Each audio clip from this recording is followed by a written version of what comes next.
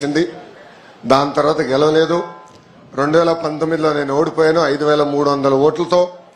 కానీ 5 సంవత్సరాలు అనేక సంక్షేమ అభివృద్ధి కార్యక్రమాలు ప్రజలకు అందజేశాం. మొన్న 2024 ఎన్నికల్లో ప్రజలందరూ ఒకటే చెప్పాను సార్, ఏ మెజారిటీ అయితే ఓడిపోయినా దాని పక్కన ఒక 0 పెట్టండి, ఆ మెజారిటీ మళ్ళీ నేను గెలిపించి శాసనసభకు పంపించాలని ప్రజలందరినీ ఆనాడు కోరాను. అంతేకాకుండా నాకు ఎంత ఎక్కువ మెజారిటీ ఇస్తే నాకు కొండంత బలం వస్తుంది. గౌరవ ముఖ్యమంత్రి వర్యులు చంద్రబాబు నాయుడు గారితో అవసరమైతే దెబ్బలాడి నిధులు తీసుకొచ్చి నియోజకవర్గాన్ని అభివృద్ధి చేస్తానని ఆనాడు హామీ ఇచ్చాను సార్. నేను కూడా ఊహించలేదు, ఆంధ్ర రాష్ట్ర ప్రజలు ఊహించలేదు, ఎవరు ఊహించిన విధంగా 91,000 ఓట్ల మెజారిటీతో నన్ను మంగళగిరి ప్రజలు ఆశీర్వదించారు, దీవించారు సార్. సమస్యలు ఉంటాయి సార్, రోడ్లు కానీ డ్రైన్లు కానీ పక్కా గృహాలు కానివ్వండి. తమ్ముడు అన్నట్టు దశాబ్దాలుగా మీ దృష్టి కూడా తీసుకొచ్చాం సార్. తరతరాలుగా అంటే 3-4 దశాబ్దాలుగా కొండపోరంబోకని అక్కడ ఇల్లు కట్టుకుని నివసిస్తున్న గ్రామస్తులు అనేక మంది ఉన్నారు. అవన్నీ కూడా రెగ్యులరైజ్ చేయాలని గతంలో మిమ్మల్ని కోరటం జరిగింది. ఇలా అనేక సమస్యలు మంగళగిరి ప్రజలకి ఉన్నాయి. దానికి ఆ సమస్యలు పరిష్కరించడానికి మీ సహకారం చాలా చాలా కావాలని ఈ సభాముఖంగా కోరుతున్నాను. ఈరోజు ఎన్డీఏ ప్రభుత్వం అంటే తెలుగుదేశం, జనసేన, భారతీయ జనతా పార్టీ ప్రభుత్వం తీసుకున్న తొలి సంక్షేమ కార్యక్రమం 3,000 రూపాయల పెన్షన్ ని 4,000 రూపాయలు చేస్తాం సార్. ఆ కార్యక్రమం మా మంగళగిరి నియోజకవర్గంలో చేస్తాం. చాలా చాలా ఆనందం కల్పించింది. మేము మీ వెనకాల ఉంటాం. అమరావతి పనుల్లో కానివ్వండి, సీడ్ యాక్సెస్ రోడ్లో కానివ్వండి, ఇతర సంక్షేమ అభివృద్ధి కార్యక్రమాల్లో ముందులో మంగళగిరి ప్రజలు మీకు నిలబడతారు, మీకు అండగా ఉంటారు.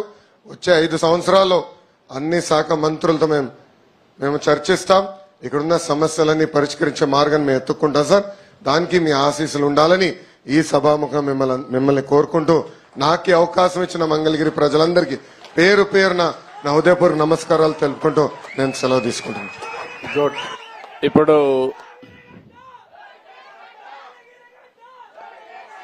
ఇప్పుడు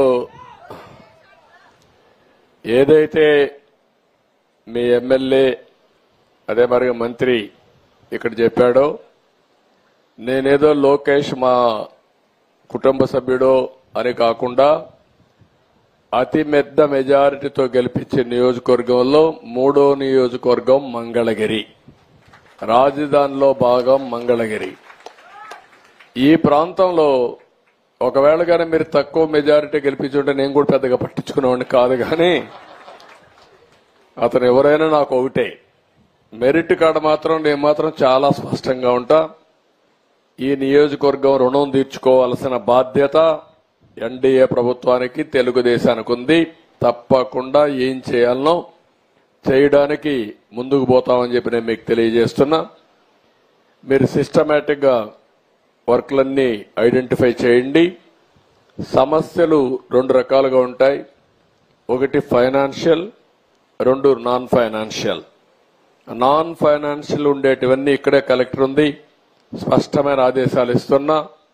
అడ్మినిస్ట్రేషన్ అంతా స్ట్రీమ్ లైన్ చేసి వార్ ఫుటింగ్ లో వీలైనంత తొందరలో సమస్యలు పరిష్కారం చేయాల్సిందిగా ఆదేశాలు ఇస్తున్నా. She will get it done. ఏదైనా నా క్లియరెన్స్ కావాలంటే వస్తాయి తప్ప ఇక్కడవన్నీ ఆవిడ క్లియర్ చేస్తుంది. రెండోది ఫైనాన్షియల్ గా కూడా ఒక పద్ధతి ప్రకారం మొత్తం తీసుకోండి. ఈ 5 సంవత్సరాల్లో ఎప్పుడూ జరగని అభివృద్ధి ఈ మంగళగిరిలో చేసే బాధ్యత మాది, రాజధానిలో చేసే బాధ్యత మాది. ఎందుకంటే ఒక రాజధానిని ఆదర్శంగా చేయాలంటే అందరి సహకారం ఉంటే తప్ప సాధ్యం కాదు. రెండో విషయం కూడా ఒకటే కోరుతున్నా, ఈ రాజధాని ప్రాంతంలో ఉండే ప్రతి ఒక్క రైతును గాని ప్రజలు గాని కోరుతున్నా, ఏదైనా రోడ్డు వేయాలంటే అడ్డపడడం, కోర్టుకు పోవడం కూడా కరెక్ట్ కాదు. మీకు ఏదైనా ఇబ్బంది ఉంటే చెప్పండి. నేను ఎప్పుడు కూడా నా జీవితంలో గుర్తుపెట్టుకోవాల్సింది, ఒక హైదరాబాద్ ఎయిర్పోర్ట్ కట్టినా, ఒక సైబరాబాద్ కట్టినా, ఒక ఔటర్ రింగ్ రోడ్ వేసినా, ఒక పోలవరం కట్టినా, ఒక ఇరిగేషన్ ప్రాజెక్ట్ కట్టినా, అక్కడుండే రైతులు కూడా ఎవరైతే భూమి ఇస్తారో వాళ్ళు కూడా ఆనందంగా పెట్టి, అంటే లిబరల్ గా కాంపన్సేషన్ ఇచ్చి ఆ ప్రాజెక్ట్ ని పూర్తి చేసిన ఘనత తెలుగుదేశం ప్రభుత్వానికి గతంలో. ఇప్పుడు కూడా దానికి కట్టుబడి ఉన్నాం. నేను ఎప్పుడూ ఒక మాట చెప్పేవాడిని, ఒక ప్రాజెక్ట్ వస్తే ఆ ప్రాజెక్టు వల్ల బెనిఫిట్ అయిన లబ్ధిదారులు ఎంత ఆనందపడతారో, ఆ ప్రాజెక్టులో ముంపుకు గురైన వాళ్ళు కానీ లేకుంటే ఆ ప్రాజెక్టు కోసం భూమి ఇచ్చిన వాళ్ళు కానీ అంతే ఆనందంగా ఉండాలని నా కోరిక. ఇక్కడ కూడా అదే చేస్తాను. అల్టిమేట్ గా ఇప్పుడు ఏవైతే పనులు చెప్పారో పెనుమాక, మంగళగిరి మొత్తం order of priority me MLA తయారు చేసుకుంటారు, మీరు తయారు చేసుకుంటారు. అవన్నీ కూడా క్లియర్ చేసే బాధ్యత ప్రభుత్వం తీసుకుంటుందని చెప్పి నేను మీకు తెలియజేసుకుంటూ మరొక్కసారి ఒక చరిత్రకు శ్రీకారం చుట్టాం. నేను ఒక మాట చెప్పాను, ఈ రోజు మనం ఇచ్చే పింఛను మొట్టమొదటిసారిగా 3,000 నుంచి 4,000 పెంచాం. దివ్యాంగులకు 3,000 నుంచి 6,000 పెంచాం. ఎవరైనా బెడ్ రిడన్ అయితే, బెడ్కి పరిమితమైతే వాళ్లకు సదుపాయాలు చేయాలి, వాళ్లకు సేవలు అందించాలి, మళ్ళా కుటుంబాన్ని ఆదుకోవాలి కాబట్టి 5,000 నుంచి 15,000 పెంచాం. దగ్గర 66,31,000 మందికి పింఛన్లు ఇస్తున్నాం. ఈ సమయంలో టెక్నాలజీ సపోర్ట్ తో ఎప్పటికప్పుడు మేము మానిటర్ చేస్తున్నాం. 65 లక్షలకు గాను 17 లక్షల మంది ఇప్పటికే పెన్షన్ డిస్ట్రిబ్యూట్ చేసేశారు. అంటే దగ్గర 26% డిస్ట్రిబ్యూషన్ అయిపోయినాయి, 1/4 అయిపోయినాయి. మధ్యాహ్నాలకు సాయంత్రానికి మొత్తం డిస్ట్రిబ్యూట్ చేసే పరిస్థితికి వస్తారు.